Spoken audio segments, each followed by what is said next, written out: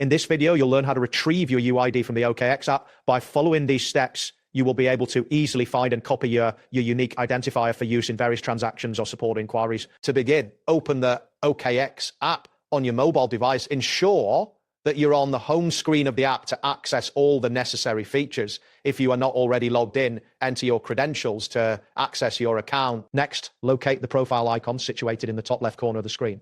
This icon typically resembles a person or a silhouette.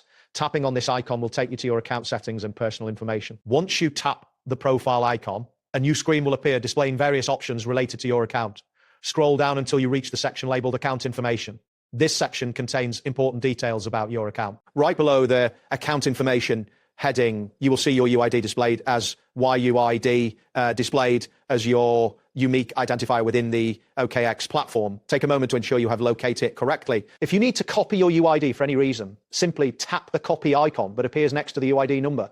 This action will save your UID to your clipboard, allowing you to easily paste it wherever needed, such as in support requests or other applications. That wraps up today's guide. Thanks for watching, and catch you in the next tutorial.